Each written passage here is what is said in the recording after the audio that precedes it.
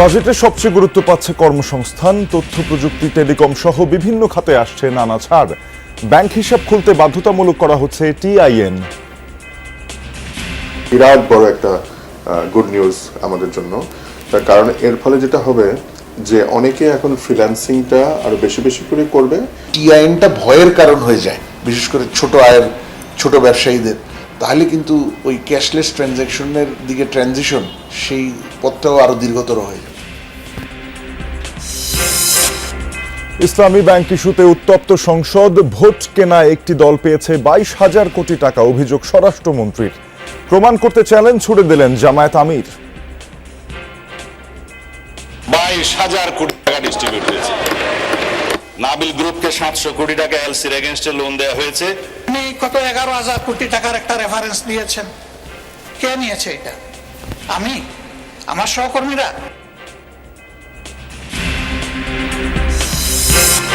সীমান্তে বিজিবির শক্ত অবস্থান, শূন্যরেখায় পুশিনের জন্য জড়ো করা লোকজন সরিয়ে নিল বিএসএফ। স্থানীয়দের মাঝে চাপা আতঙ্ক, উত্তেজনা। কিছু দেখলে বিজিবিকে ফোন দেয়, মোবাইল নাম্বার দিচ্ছে এবং কি আমরা বাসি দেই, তাহলে বিএসএফ বা মনে করবে এখানে বিজিবি আছে। শুধু বিজিবির একা দায়িত্ব না, আপনি জাহাঙ্গীরনায় আছেন, আপনি কিছু দেখবেন না, আপনার কোনো দায়িত্ব নাই। চট্টগ্রামের শাহ আমানত সেতুতে টোল আদায়ে অনিয়ম, যমুনার অনুসন্ধানে ধরা পড়ল ভয়াবহ দুর্নীতি।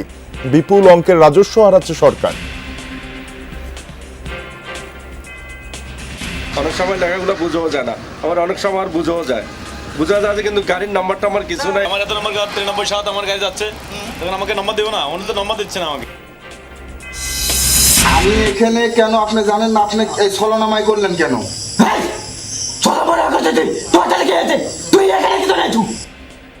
সামাজিক মাধ্যমে জিনের বাদশার অলৌকিক ক্ষমতার প্রচার চালিয়ে নাটোরে সক্রিয় 37টি প্রতারক চক্র। প্রভাবশালীদের সহায়তায় হাতিয়ে নিয়েছে লাখ লাখ টাকা। দীর্ঘদিন ধরে কার্যকর পানি নিষ্কাশন ব্যবস্থা নেই যশোর উপশহর হাউজিং স্টেটে। বাসিন্দাদের দুর্ভোগ চরমে, বারবার জানালেও উদাসীন কর্তৃপক্ষ। ইরানে যুক্তরাষ্ট্রের ব্যাপক হামলা, কেশমদ্বীপ বন্দর আব্বাস সহ গুরুত্বপূর্ণ স্থাপনায় বিস্ফোরণ, পাল্টা জবাব দেওয়ার হুঁশিয়ারি তেহরানের।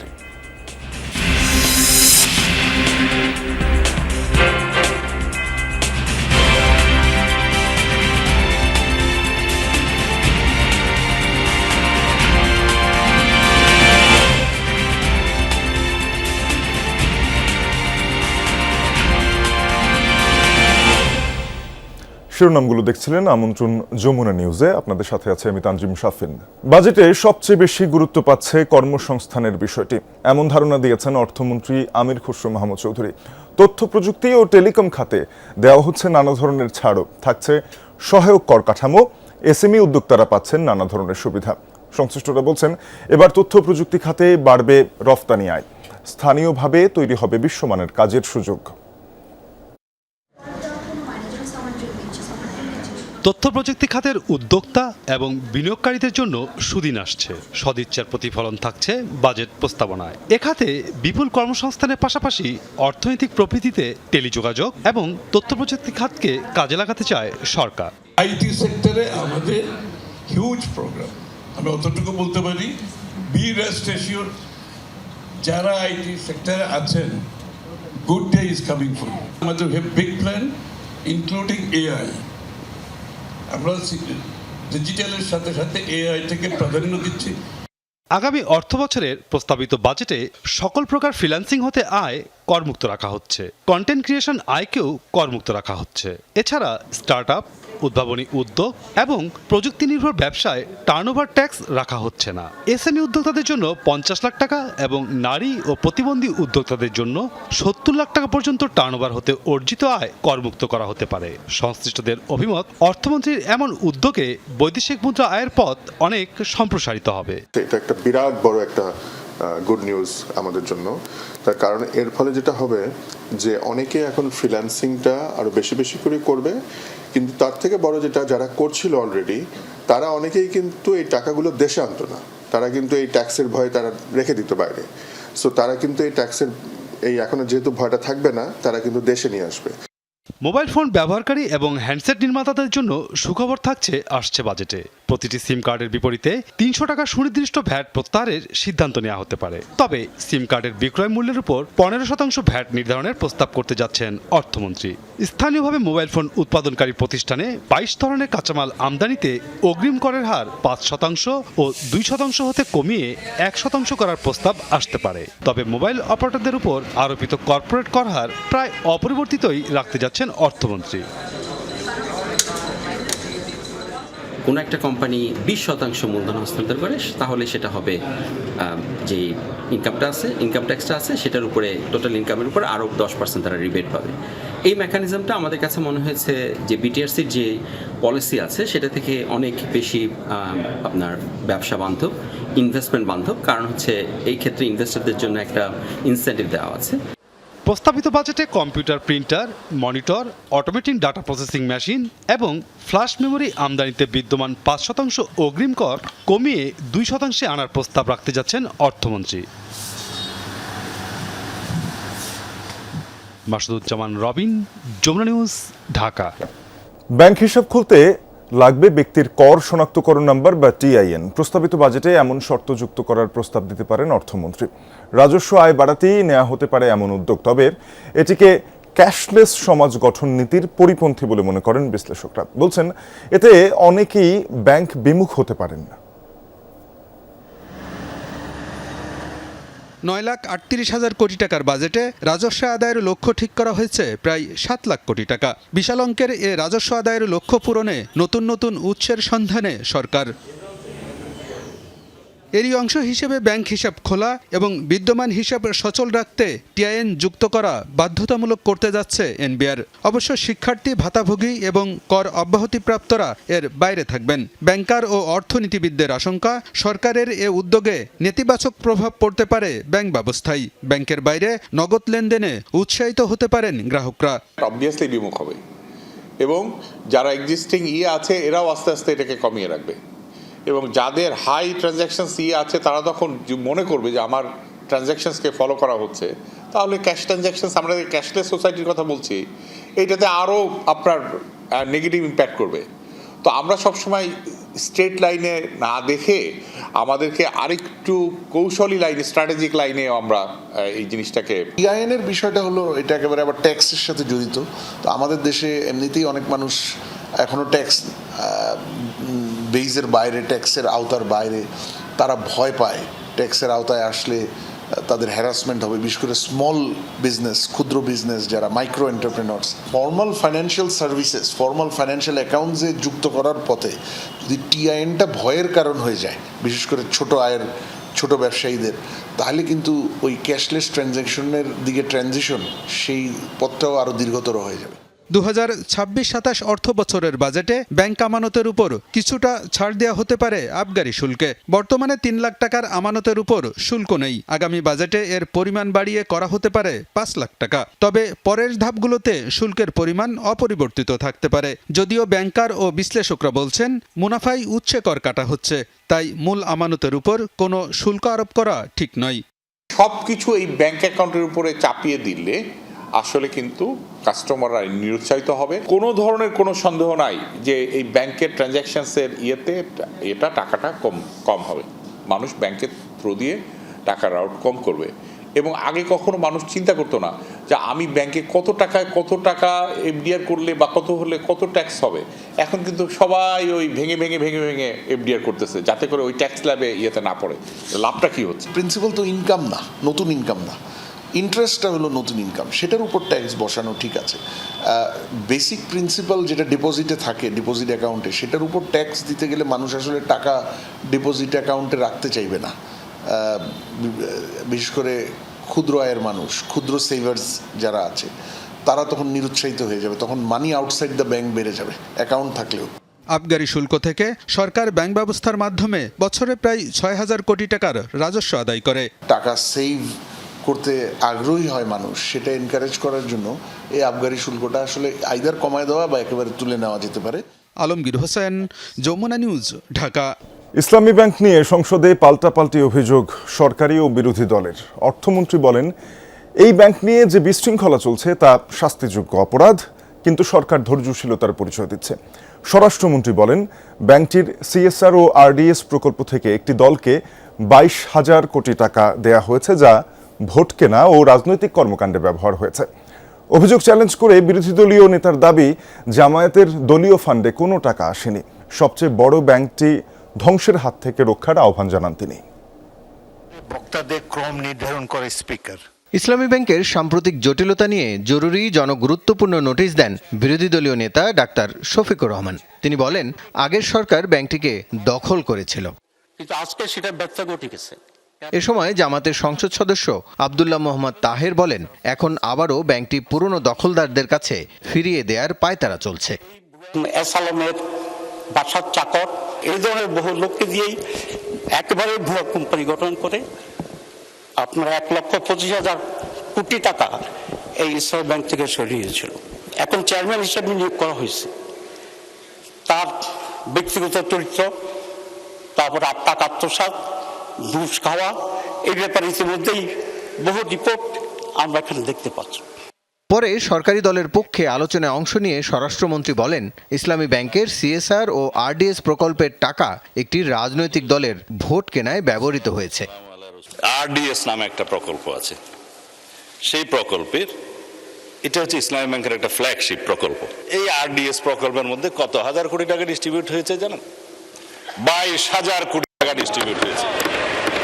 নাবিল গ্রুপকে 700 কোটি টাকা এলসির এগেনস্টে লোন দেওয়া হয়েছে, পরে এই মালামাল বিক্রি করে ব্যাংকে টাকা ফেরত দেওয়া হয়নি। দুষ্ট লোকেরা বলে সেটা কোনো এক দলের নির্বাচনী তহবিলে লেগেছে, এবং তারা একটা টিভি চ্যানেল প্রতিষ্ঠা করেছে, এবং সেই টিভি চ্যানেলটা কোন পক্ষে খেলছে সেটা আমরা জানি। আগে ও পরে সব অনিয়ম তদন্ত হবে বলে জানান সালাউদ্দিন আহমেদ। বলেন, সরকার প্রকৃত মালিকদের হাতে ব্যাংকটি ফিরিয়ে দিতে চায়। একটা দাবি রাখি, অন্যায্যভাবে যাদেরকে চাকরিচ্যুত করা হয়েছে তাদের সবাইকে চাকরি ফেরত দেওয়ার জন্য একটা তদন্ত পরিচালনা করা হোক, আর যাদেরকে রাজনৈতিক বিবেচনা চাকরি দেওয়া হয়েছে তাদের কয়টা সঠিক নিয়োগ হয়ে গেছে সে বিষয়েও তদন্ত করা হোক। যে ব্যাংক আজান দিয়ে তকবীরে লিল্লাহ দিয়ে দখল করা হলো, সেই ব্যাংকের দখলটা বেদখল হয়ে যাবে, এই যাতনা তো আমরা বুঝি না স্পিকার। বিরোধী দলীয় নেতা বলেন, প্রমাণ ছাড়া কারো বিরুদ্ধে অভিযোগ দেয়া কাম্য নয়। এখন ব্যাংকে যাকে বসানো হয়েছে তিনি স্বৈরাচারের সহযোগী ছিলেন। অভিযোগ করেন, অসৎ মানুষ দিয়ে ব্যাংক পরিচালনা হলে আবারও ব্যাংকটি ধ্বংস হয়ে যাবে। উনি কত 11,000 কোটি টাকার একটা রেফারেন্স দিয়েছেন। কে নিয়েছে এটা? আমি, আমার সহকর্মীরা? যদি এরকম হয়, দলের ফান্ডে যদি 1 টাকাও আসে, আমি বলবো সার্চ লাইট দিয়ে এটা তালাশ করে। পরে অর্থমন্ত্রী বলেন, এর আগেও যারা ব্যাংক লুট করেছেন তারা কেউ নিজের নামে টাকা নেয়নি। বলেন, ব্যাংকের ভেতরে বাইরে যারা অস্থিরতা করছে আইনের চোখে তারা সবাই দোষী। ইসলামী ব্যাংক নিয়ে রাজনৈতিক ফায়দা নেয়া থেকে বিরত থাকার আহ্বান জানান তিনি। এই দাবিটা কিন্তু সালমান রহমানও করতে পারে, এই দাবিটা সালামও করতে পারে, কারণ তারা তো নিজের নামে কেউ টাকা দেয় না। কোন রকম ফিনান্সিয়াল ইনস্টিটিউশনের সামনে ভিতরে বাইরে বিশৃঙ্খলা করার অর্থ তার শাস্তিযোগ্য অপরাধ, এবং এটার জন্য 2 বছরের জেল হতে পারে। কিন্তু বিএনপি সরকার অত্যন্ত ধৈর্যশীল। এর আগে সংসদে শেয়ার বাজারে আস্থা ফিরিয়ে আনার কথা বলেন অর্থমন্ত্রী। এরই মধ্যে বেশ কিছু উদ্যোগ নেওয়া হয়েছে বলেও জানান তিনি। মাননীয় অর্থমন্ত্রী, ধন্যবাদ। রাসেল আহমেদ, যমুনা নিউজ, ঢাকা। নয়াদিল্লির বিজিবি বিএসএফ এর উচ্চ পর্যায়ের বৈঠকের প্রভাব পড়তে শুরু করেছে সীমান্তে। শূন্যরেখা থেকে পুশিনের চেষ্টা করা লোকজনকে প্রতিরোধের মুখে সরিয়ে নিয়েছে বিএসএফ। তারপরও মুখোমুখি অবস্থানে রয়েছে দুদেশের সীমান্তরক্ষীরা, আছে চাপা উত্তেজনা। সামনের দিনগুলোতে কি হয় তা নিয়ে শঙ্কা রয়েছে স্থানীয়দের। প্রতিনিধি রনি মিয়াজিকে সঙ্গে নিয়ে উত্তরের সীমান্ত এলাকা ঘুরে আরও জানাচ্ছেন আব্দুল্লাহ তুহিন, ছবি তুলেছেন ইসমাইল হোসেন জনি।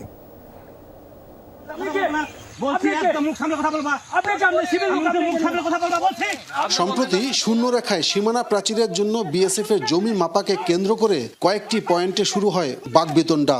এরপর মেহেরপুর, ঠাকুরগাঁ, পঞ্চগড়, লালমনিরহাট সহ দেশের উত্তরের কয়েকটি সীমান্ত দিয়ে জোর করে পুশিনের চেষ্টা করে ভারতীয় সীমান্তরক্ষী বাহিনী। উত্তেজনা ছড়িয়ে পড়ে উত্তর পশ্চিমের 300 কিলোমিটারেরও বেশি সীমান্ত এলাকায়। ভারতের বহিরাগত নাগরিকেরা বাংলাদেশে পার করে দিবে আমরা তো এটা মানে নিতে পারবো না। এরা এখান থেকে জোর জব্বর সময়তে সীমা পার হয়ে আমার বাংলার এই রাস্তার মধ্যে আসি জোর জব্বরে এমনি এক কথা করে হামকি ধামকি করে। বিজিবি জনতার শক্ত প্রতিরোধের মুখে পিছু হটে বিএসএফ। ৭২ ঘন্টায় রাতের আধারে সরিয়ে নেয় শূন্যরেখায় ঠেলে দেয়া লোকজনকে।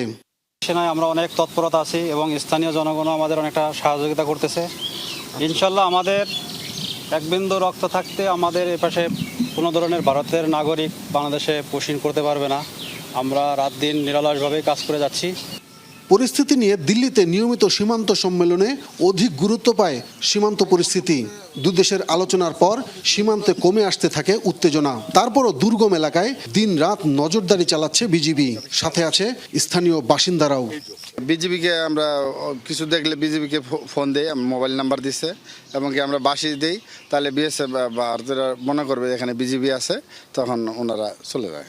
শুধু বিজিবির একা দায়িত্ব না, আপনি জাহাঙ্গীরনায় আসছেন, আপনাদের কিছু দেখবেন না, আপনার কোনো দায়িত্ব নাই।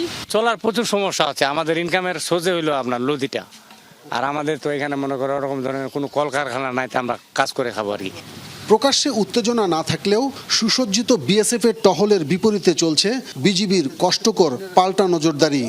সত্যিকার অর্থে রাস্তাটা যদি থাকে, তাহলে আমরা যে কোনো দুর্যোগ মোকাবেলা করার জন্য দ্রুত যাওয়া আসা করতে পারি।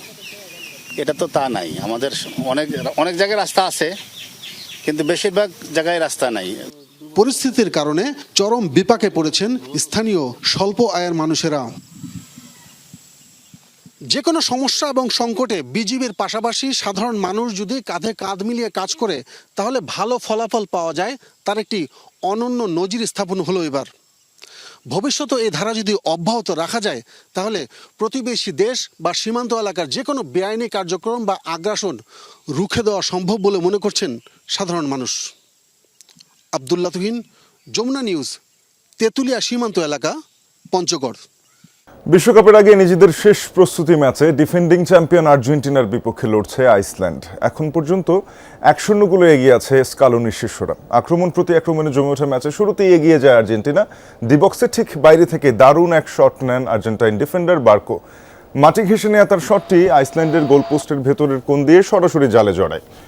পুরো ডাইভ দিয়েও বলের নাগাল পাননি আইসল্যান্ডের গোলরক্ষক। চমৎকার এই গোলটিতে ম্যাচে ১-০ ব্যবধানে এগিয়ে যায় আলবিসেলেস্তারা। উল্লাসে ফেটে পড়ে আর্জেন্টাইন সাইড বেঞ্চ। এই এক গোলের লিডে বিরতিতে যায় আলবিসেলেস্তারা।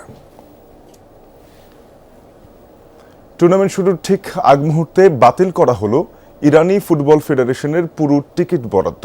এতে ইরানের নাগরিকরা ফিফা বিশ্বকাপ মাঠে বসে উপভোগ করতে পারবেন না। শুধু টিকিটই নয়, ইরানের ফুটবল ফেডারেশনের প্রধানসহ বেশ কয়েকজন স্টাফকে ভিসাই দেয়নি মার্কিন যুক্তরাষ্ট্র। এমনকি কড়া নিয়ম করা হয়েছে, ম্যাচ শেষ হওয়া মাত্রই আমেরিকার মাটি ছাড়তে হবে ফুটবলারদের। এসব সিদ্ধান্তে তীব্র নিন্দা জানিয়েছে ইরানের ফুটবল প্রেমীরা। কার পকেটে যাচ্ছে চট্টগ্রামের কর্ণফুলী শাহ আমানত সেতুর টোলের টাকা? টোল নিয়ে সুকৌশলে চলছে ভয়াবহ অনিয়ম, দুর্নীতি।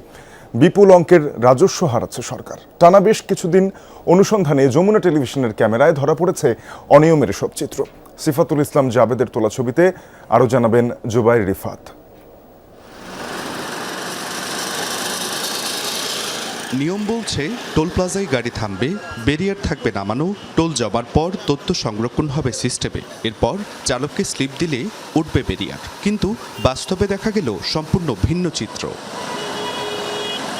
একাধিক ভূতে ব্যারিয়ার তোলা, গাড়ি থামছে না, টোলকর্মীরা টাকা নিয়ে ছেড়ে দিচ্ছে গাড়ি। চালকদের অভিযোগ দিনের চেয়ে রাতে বেশি অনিয়ম চলে। টোলের স্লিপটা একটু দেখান তো ভাই। স্লিপ দেয়নি তো, স্লিপ দেয়নি। ওদের একটা কম্পিউটার যেটা ওই ৩০ টাকা ওইখানে উঠে, যখন ওটা যদি না উঠে ওটা তো ওদের এখানে দেয় থাকে। অনেক সময় লেখাগুলো বুঝেও যায় না, আবার অনেক সময় আর বুঝেও যায়, বোঝা যায় কিন্তু গাড়ির নাম্বারটা আমার কিছু নাই। আমার এত নম্বর 93-7 আমার গাড়ি যাচ্ছে, তখন আমাকে নম্বর দেবো না, উনি তো নম্বর দিচ্ছে না আমাকে।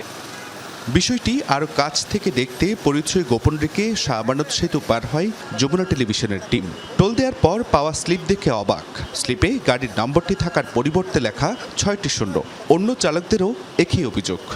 এখানে দেখেন তো আপনার গাড়ির নাম্বার কোথাও আছে কিনা? গাড়ির নাম্বার তো থাকার কথা নিয়ম অনুযায়ী। না তুললো তো এটা আমরা কি গাড়ির নাম্বার আছে ওখানে? নাই। ওই যে 6টা শূন্য দেখা যাচ্ছে। প্রায় 8 ঘন্টা পর্যবেক্ষণে দেখা যায় সিস্টেম ভিত্তিক টোল নিবন্ধনে গরমিল। প্রশ্ন উঠছে, টোলের টাকা যাচ্ছে কোথায়? দায়িত্বে থাকা কর্মকর্তা দায় চাপান প্রযুক্তিগত ত্রুটির উপর। এটা অনেক সময় সিস্টেম থেকে হ্যাং করে থাকলে ব্যারিয়ারটা তখন আর পড়ে না। এবার ক্যামেরা সহ যমুনা টেলিভিশন টিম আবার টোল প্লাজায় গেলে বদলে যায় চিত্র। খোলা ব্যারিয়ার নামিয়ে দেয়া হয়, চলেই নিয়ম মেনে টোল আদায়। আগের সেই কর্মকর্তার মুখেও জবাব নেই। আমরা হচ্ছে আপনার কোম্পানির একটা ঠিকাদারি প্রতিষ্ঠান, মূল সিস্টেমটা হচ্ছে রোড সাইন হাইওয়ের সিস্টেমটা হচ্ছে তাদের, আমরা সেটা হ্যান্ডেল করি না, আমরা সিস্টেমে হাতও দিই না। প্রতিদিনের টোল আদায়ের ডিজিটাল হিসাব পাঠানো হয় সড়ক ও জনপথ বিভাগে। তাদের তথ্য মতে প্রতিদিন গড়ে 20 থেকে 22 হাজার যানবাহন পারাপার বাবদ টোল আদায় হয় প্রায় 21 থেকে 22 লাখ টাকা। 3 বছর ধরে টোল নিয়েছে ইজারাদার শামীম এন্টারপ্রাইজ। গত 4 এপ্রিল তাদের মেয়াদ শেষ হয়। নতুন টেন্ডারে সর্বনিম্ন দরদাতাকে কাজ না দিয়ে 2 মাস ধরেই নিজেরাই টোল নিচ্ছে সড়ক ও জনপথ। এখন আমরা কিন্তু প্রতি সেকেন্ডের টাকাটা কিন্তু আমি অনলাইনে দেখতে পাচ্ছি আর কি। তো সেক্ষেত্রে আসলে এই ধরনের সুযোগটা কম। তারপর যেহেতু আপনি বলেছেন, আমি এই বিষয়টা ইনভেস্টিগেট করে দেখব। জুবাইর রিফাত, যমুনা নিউজ, চট্টগ্রাম। দিনের আলোতে দেখতে 8-10টা গ্রামের মতোই, কিন্তু রাত নামলেই পাল্টে যায় নাটোরের বড়াই গ্রামের চৌমোহন গ্রামের দৃশ্য। জিনের বাদশা, তান্ত্রিক আর অশরীরী আত্মার আনাগোনা শুরু হয় গ্রাম জুড়ে। সামাজিক যোগাযোগ মাধ্যমে এসব ভুয়া ভিডিও ছড়িয়ে প্রবাসী সহ অসহায় মানুষের কাছ থেকে টাকা হাতিয়ে নিচ্ছে প্রতারকরা। মাটির মধ্যে জিনকে ধরে গলা পর্যন্ত পুঁতে রাখা হয়েছে। পাশে বসে তাকে ঝাড়ফুঁক দিচ্ছেন কবিরাজ, যে কিনা নিজেই জিনের একজন বাদশা। এই দৃশ্য ধারণ করেই ছড়িয়ে দেওয়া হয় সামাজিক যোগাযোগ মাধ্যমে। পরিবারে কালো জাদুর প্রভাব, সন্তানের আরোগ্য লাভ থেকে শুরু করে নানা সমস্যা দূর করতে কথিত জিনের বাদশার শরণাপন্ন হন ভুক্তভোগীরা। ধাপে ধাপে মোবাইল ব্যাংকিং এর মাধ্যমে নেওয়া হয় লাখ লাখ টাকা। ওরাই আমার ব্রেন ওয়াশ করে ফেলাইছিল। ছেলে অসুস্থ, আমার বাড়িতে সবারই কালো জাদু করা, আমার প্রতি কালো জাদু করা, আমার সংসারে কোনো আয় উন্নতি নাই, সংসারে অসুখ বিসুখ লেগে থাকে। অভিযোগ রয়েছে প্রভাবশালীদের ছত্রছায়া আর স্থানীয় প্রশাসনকে ম্যানেজ করে দীর্ঘদিন ধরে এসব অপকর্ম চালিয়ে যাচ্ছে 37টি চক্র। প্রবাসী ও অসহায় মানুষের অর্থ হাতিয়ে রাতারাতি জীবনমান পাল্টে ফেলেছেন অনেকে। কবিরাজরা অনেক শক্তিশালী, টাকা পয়সা, এই জন্য এলাকার মানুষ এদের বিরুদ্ধে আওয়াজ করে না। আসলে এগুলো জিনের বাচ্চা যখন তখন হাজির করা অসম্ভব। আর যারা হাজির করে তারা তো এইভাবে প্রচারণা করবে না যে আমি কবিরাজ, আমার কাছে আসো। পুলিশ তো আসেই না, জীবনেও আসে না। মাস গেলে পারে একটা মিটিং করে, মিটিং এ মাসহারা তুলে সব কবিরাজরা তুলে পুলিশের চাঁদা সুদ তারা দেয়। তারাই কইছে এসব কথা। দ্রুত আসলে বন্ধ হওয়া দরকার। তাছাড়া অনেক ছেলেপেলে এটার সাথে অ্যাডিক্টেড হয়ে যাচ্ছে, আর আমাদের যুব সমাজ নষ্ট হয়ে যাচ্ছে। সম্প্রতি প্রতারণার বিষয়টি ব্যাপকভাবে জানাজানি হলে অভিযান চালায় আইনশৃঙ্খলা রক্ষাকারী বাহিনী। তবে এর আগে আস্তানা ও বাড়িঘর ফেলে সটকে পড়ে কথিত জিন ও তাদের সহযোগীরা। তবে পালিয়ে গেলেও ভুক্তভোগীদের বার্তা দিয়ে কথিত জিনের বাদশারা জানায় তাদের ক্ষমতা ও দাম্ভিকতার কথা। কোন জেলায় মামলা করবেন আমার নামে তোকে মামলাই নেবে না, কারণ আমি ধরেন যে আমার ইনকাম নাই, এই গুরুজি যা দেয় ওখান থেকে আমি প্রতি মাসে 50 লাখ টাকা খালি দানি করি। প্রশাসনের কর্মকর্তারা জানান কথিত জিনের বাদশাদের ধরতে অভিযান অব্যাহত আছে। তবে এসব বিষয়ে সচেতন হওয়া খুবই জরুরি। আইনি সহায়তা না দেওয়ার বিষয়ে প্রমাণ মিললে বিধি মোতাবেক ব্যবস্থা নেওয়ার কথাও জানান পুলিশের ঊর্ধ্বতন কর্মকর্তা। প্রতারকের খপ্পরে যারা পরে নিশ্চয় হয়েছেন আমাদের কাছে অভিযোগ দেন, মামলা দেন। আমরা নিয়মিত মামলা নিয়ে তাদের বিরুদ্ধে আইনের ব্যবস্থা প্রয়োগ করব। পাশাপাশি যারা এই ধরনের ভিডিও কন্টেন্টের প্রতারণায় পড়ে, বিশেষ করে প্রবাসী ভাইরা যারা এই ধরনের প্রতারণার খপ্পরে পড়তেছেন, আপনাদেরকে বলবো আসলে এরা পুরোটাই প্রতারক, এদের খপ্পরে কেউ পড়বেন না। মানুষেরও সচেতন হওয়ার দরকার আছে, কারণ কেউ একটু ভয়ভীতি দেখালো বা লোভ দেখালো, আমরা সেটাতে যদি প্রলোভিত হই বা ভীত হয়ে যাই, তাহলে এই প্রতারক চক্র সুযোগ পেয়ে যায়। যে আমাদের থানাগুলোতে অভিযোগ দিয়েছে কিন্তু ব্যবস্থা হয় না, এটা আমাকে যদি একটু জানানো হয় সুনির্দিষ্টভাবে, তাহলে আমি ব্যবস্থা নিতে পারবো। আমার কাছে এরকম এখন পর্যন্ত তথ্য নেই। অলৌকিক ক্ষমতার প্রচার চালিয়ে প্রতারণার মাধ্যমে মানুষের টাকা হাতিয়ে নেওয়া বন্ধে কঠোর ভূমিকা পালন করবে প্রশাসন, এমনটাই প্রত্যাশা সবার। Nazmul Hasan, Jamuna news, Natore. Argentina Brazil জ্বরে যখন পড়ছে গোটা দেশ, তখন অনুষ্ঠিত হলো ঢাকা ফুটবল ফিয়েস্তা। মহান মুক্তিযুদ্ধের সময়কার স্বাধীন বাংলা ফুটবল দল, 2003 সালের প্রথম সাফ জয়ী দল আর বর্তমানের টকবগে জাতীয় ফুটবল দলের সদস্যদের সম্মাননা প্রদানের পাশাপাশি বিশ্বমঞ্চে লাল সবুজের বাংলাদেশকে দেখার প্রত্যয় নিয়ে জমকালো এই আয়োজন, যার সমাপ্তি হয় বাংলাদেশ সহ বিশ্বকাপে বিভিন্ন দেশের জার্সি নিয়ে মনোমুগ্ধকর র্যাম্প শো দিয়ে।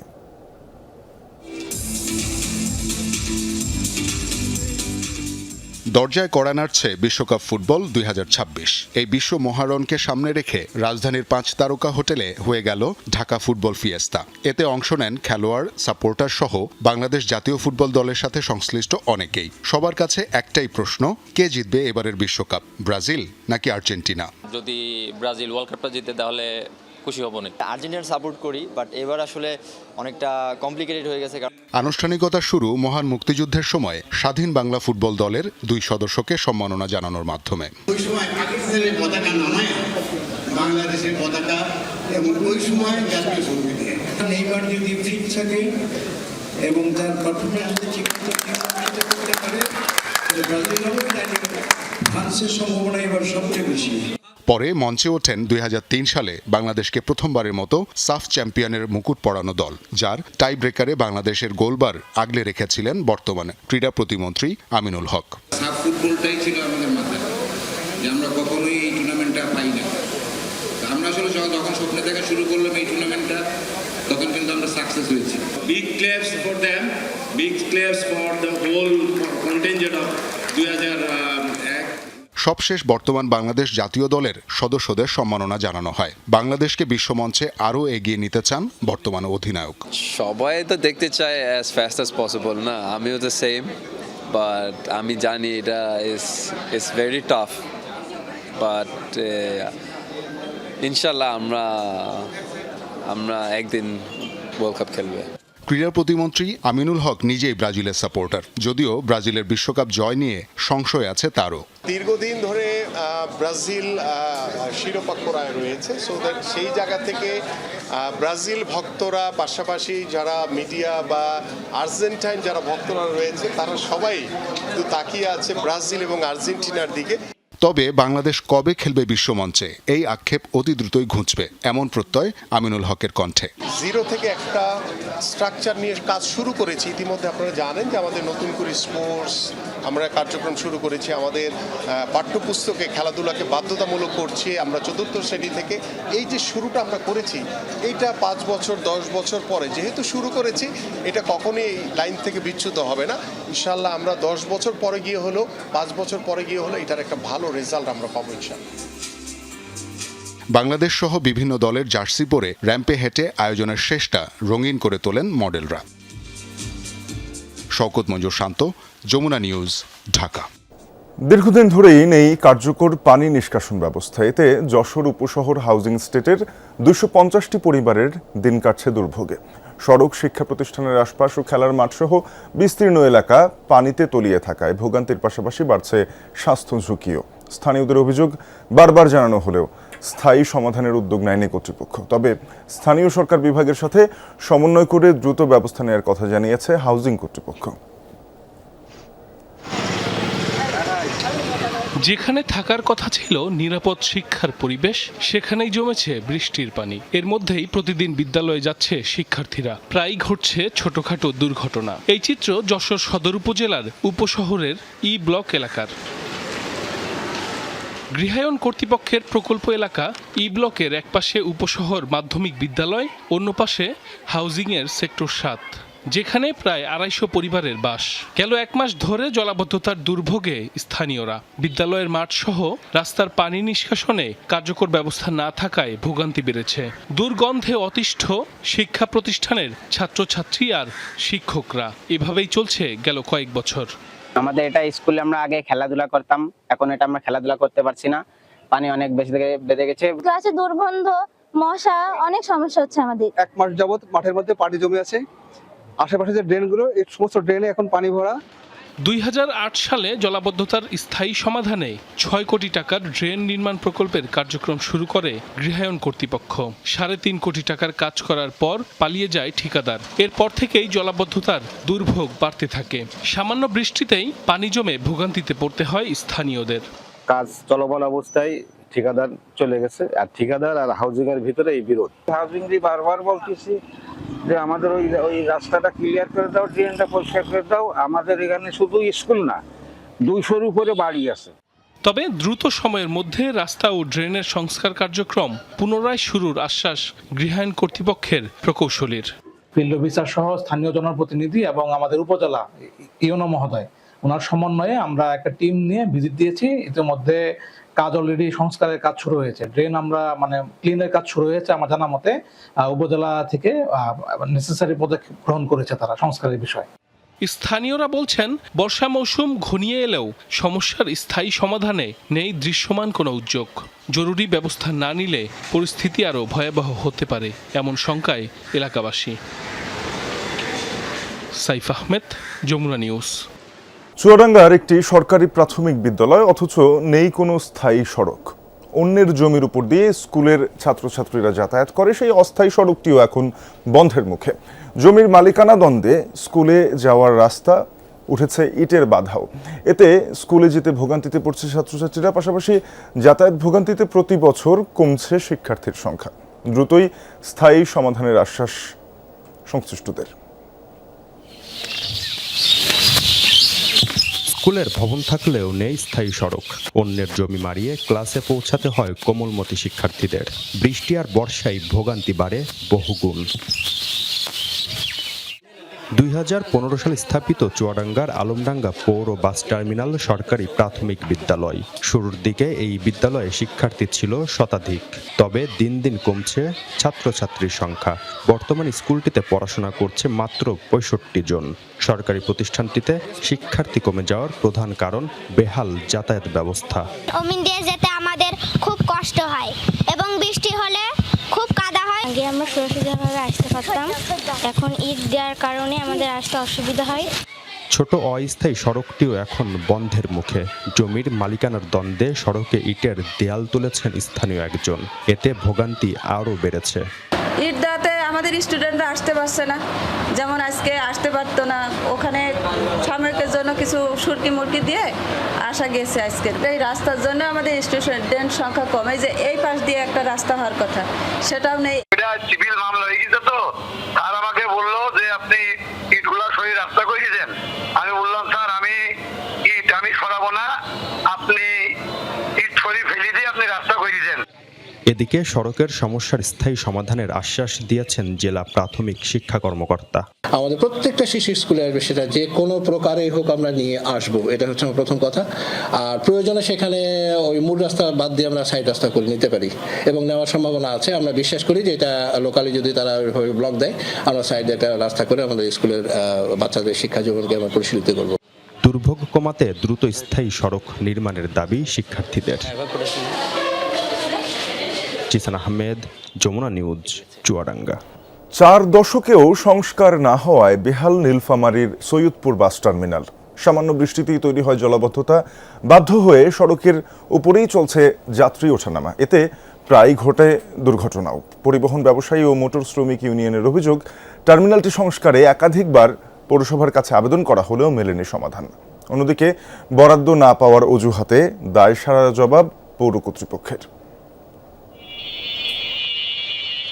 উত্তরের ব্যস্ততম উপজেলা নীলফামারীর সৈয়দপুর। ব্যবসা বাণিজ্যে সমৃদ্ধ এই শহরের গুরুত্ব কিছুটা আলাদা। এখানে রয়েছে বিমানবন্দর, আছে রেলওয়ে কারখানা, তবে শহরটিতে নেই ভালো মানের বাস টার্মিনাল কিংবা যাত্রী ছাউনি।